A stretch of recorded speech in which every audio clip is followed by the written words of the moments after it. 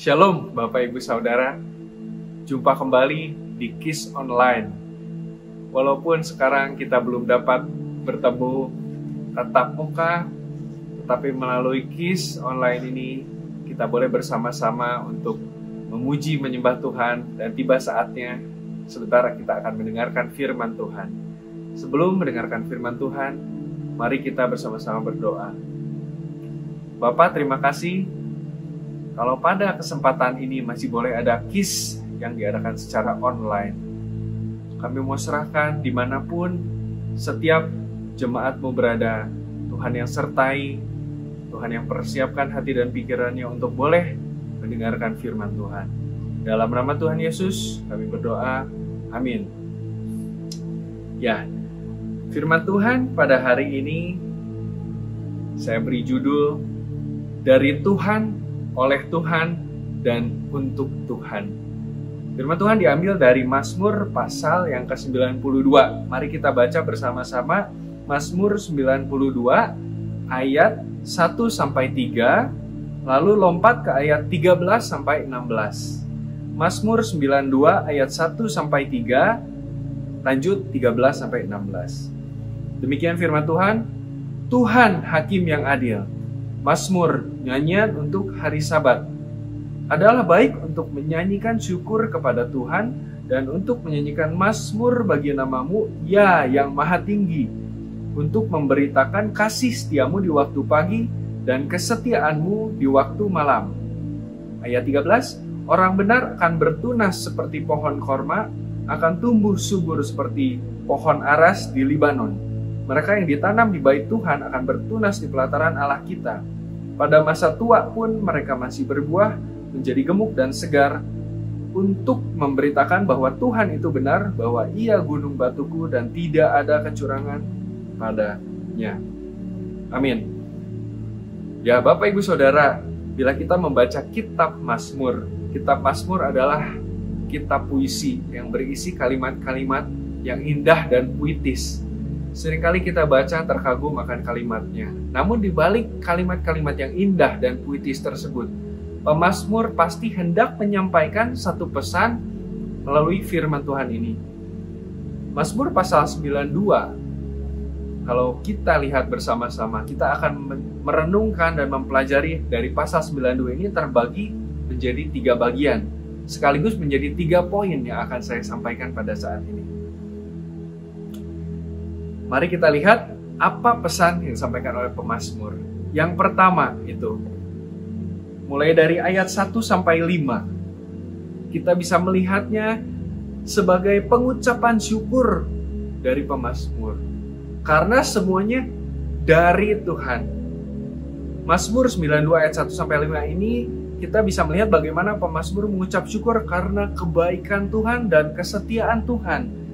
Lebih jelasnya kalau kita melihat pada ayat 3, Mazmur 92 ayat 3 dikatakan untuk memberitakan kasih setiamu di waktu pagi dan kesetiaanmu di waktu malam. Kalau kita melihat ada di situ kasih setia dan kesetiaan, ya. Kasih setia dan kesetiaan, kalau di bahasa Inggrisnya itu loving kindness dan faithfulness. Loving kindness, kebaikan Tuhan, cinta kasih Tuhan, kemurahan Tuhan, itu diberikan kepada manusia yang dikasihinya. Kita bersyukur kalau pada pagi hari kita bangun tidur dapat merasakan kebaikan Tuhan. Masih ada hari yang baru yang boleh kita nikmati, kita hidupi. Dan pada malam hari ada kasih setia Tuhan, faithfulness di malam hari. Tuhan dengan setia menjaga menyertai kita. Kasih setia yang ada pada Mazmur 92 ayat 3 ini bukan kasih setia kalau kita melihat antar manusia, seseorang bersikap setia kepada yang lainnya, atau manusia bersikap setia kepada Allah. Karena sekalipun demikian, manusia tidak bisa memberikan kasih setia yang sempurna seperti Allah kepada manusia.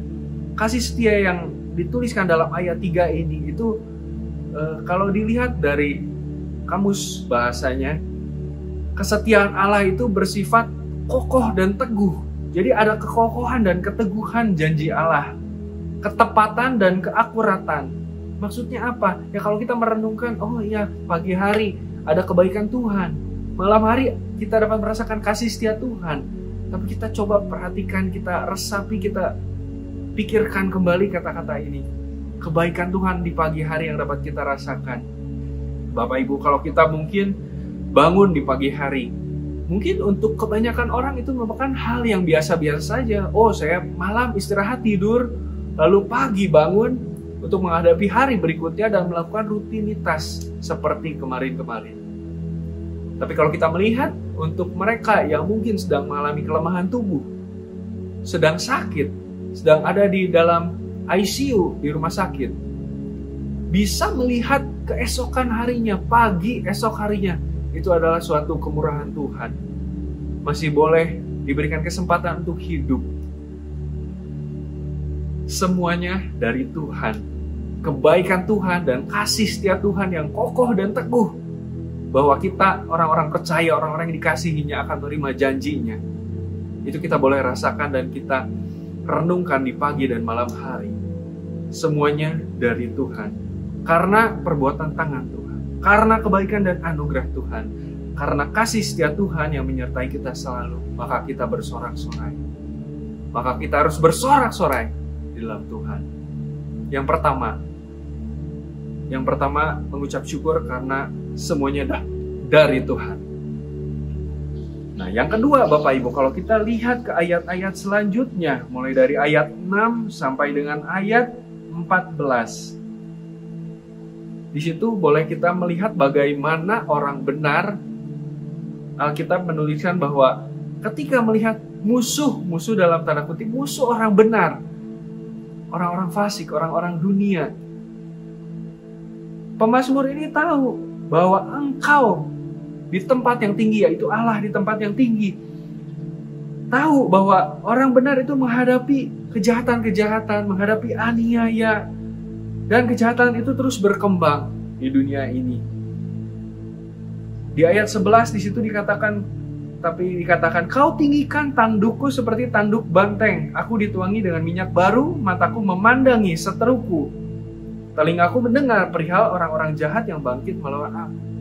Jadi di sekitar orang-orang benar itu ada orang-orang dunia yang belum percaya, yang di luar Tuhan, yang mungkin memberikan ujian kepada orang benar tersebut. Tapi dikatakan di sini orang benar disertai oleh Tuhan. Ini poin yang kedua, oleh Tuhan. Orang benar, ayat 13 dikatakan akan bertunas seperti pohon korma, akan tumbuh subur seperti pohon aras di Libanon. Bapak Ibu kalau melihat pohon korma, mungkin bisa melihat di gambaran di internet. Pohon korma itu buahnya banyak sekali, sampai seolah-olah hampir tertutup batang pohonnya, karena buahnya begitu lebat, begitu rimbun. Dan pohon aras di Libanon, kalau mungkin kita melihat kisah-kisah di Alkitab, Salomo ketika mau membangun bait Allah, kayunya didatangkan dari Libanon. Kayu aras itu salah satu kayu terbaik di Timur Tengah. Dan digambarkan oleh pemazmur di sini, orang benar itu kan bertunas seperti pohon korma, walaupun di sekitarnya padang gurun, tapi orang benar akan tumbuh subur karena Tuhan, oleh Tuhan. Oleh Tuhan orang benar bisa tumbuh subur dan berbuah, dan akan tumbuh subur seperti pohon aras di Libanon. Bukan hanya kecil, kerdil, tapi bisa tumbuh besar, bertumbuh, berkembang, berbuah untuk kemuliaan Tuhan. Itu karena siapa? Oleh Tuhan. Ayat 14, mereka yang ditanam di bait Tuhan akan bertunas di pelataran Allah kita.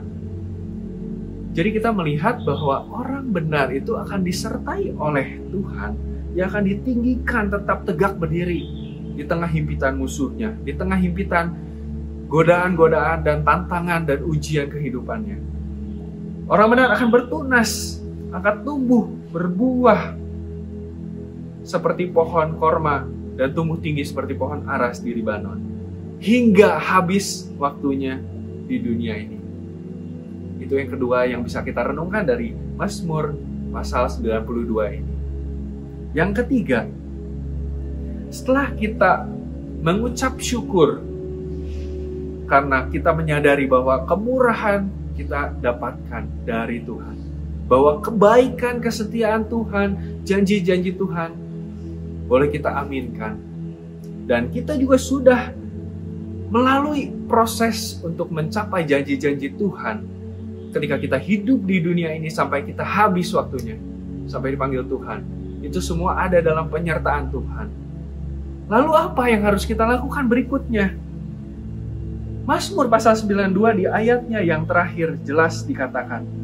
Ayat 15 dan 16. Pada masa tua pun mereka masih berbuah, menjadi gemuk dan segar, untuk memberitakan bahwa Tuhan itu benar, bahwa Ia gunung batuku dan tidak ada kecurangan padanya. Jadi, setelah kita menyadari bahwa ada penyertaan dari Tuhan, dan selama berproses kita disertai oleh Tuhan, lalu apa? Kita harus mendeklarasikan janji Allah, janji Tuhan, kisah kasih Tuhan kepada semua orang.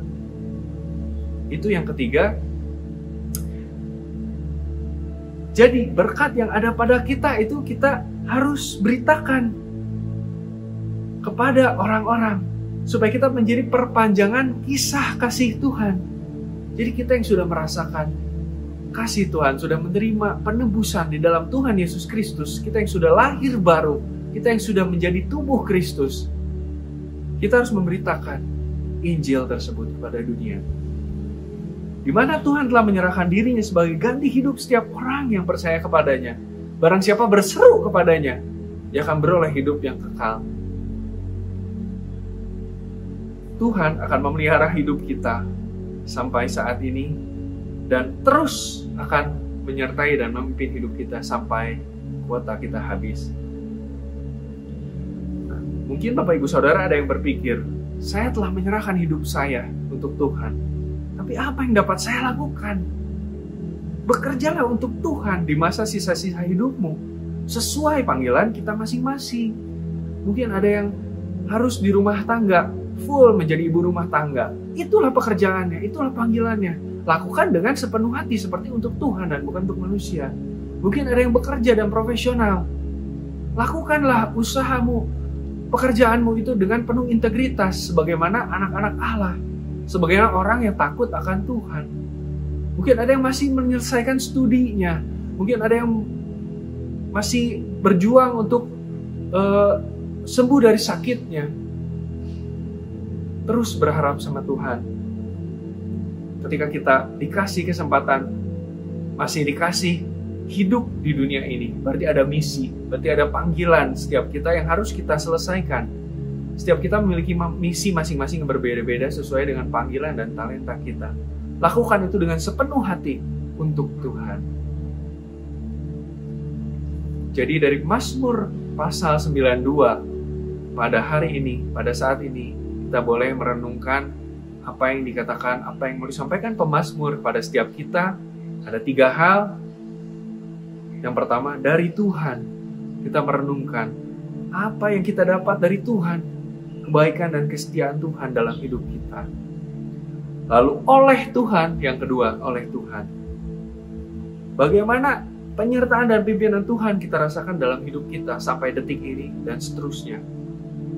Yang ketiga, untuk Tuhan. Kita memberitakan, kita mendeklarasikan iman kita dan janji-janjinya Tuhan, kita beritakan kepada orang-orang di dunia ini. Jadi dari Tuhan, oleh Tuhan, dan untuk Tuhan. Demikian firman Tuhan, kiranya boleh menjadi kekuatan dan perenungan untuk setiap kita di tempat ini. Dimanapun kita berada, kita boleh merenungkan dan mengaminkan firman Tuhan ini. Mari kita berdoa. Bapak, terima kasih kalau pada kesempatan ini masih boleh ada firman Tuhan yang diberitakan. Tuhan yang urapi setiap hati dan pikiran kami dimanapun kami berada. Terima kasih untuk kebaikan kesetiaan-Mu pada kami sampai detik ini Tuhan. Kami percaya Engkau yang akan terus membimbing dan memimpin kami di waktu-waktu ke depan. Terima kasih juga untuk janji-janji yang Engkau berikan kepada kami, yang boleh kami rasakan dan yang boleh kami nantikan. Terima kasih untuk penyertaan-Mu, terima kasih untuk keberanian kami boleh menjalankan misi dan panggilan setiap kami, dimanapun kami berada, untuk kemuliaan nama-Mu saja Tuhan. Terima kasih Tuhan, berkati setiap kami. Mungkin dimanapun kami berada, mungkin sekarang ada yang sedang mengalami kelemahan tubuh, yang mungkin sedang sakit. Tuhan yang berkati, Tuhan yang pulihkan, Tuhan yang sertai dalam masa pemulihannya, Tuhan juga yang pulihkan secara sempurna. Kami juga mendoakan untuk jemaat-jemaat yang mungkin sedang mengalami masalah dalam keluarga, usaha, pekerjaan, rumah tangga. Tuhan yang berkati, Tuhan yang berikan jalan keluar, Tuhan yang berikan hikmat di masa-masa yang sukar ini Tuhan. Kami mau serahkan, kami percaya pimpinan penyertaan-Mu ada pada setiap kami. Di dalam nama Tuhan Yesus, kami berdoa dan mengucap syukur. Haleluya. Amin.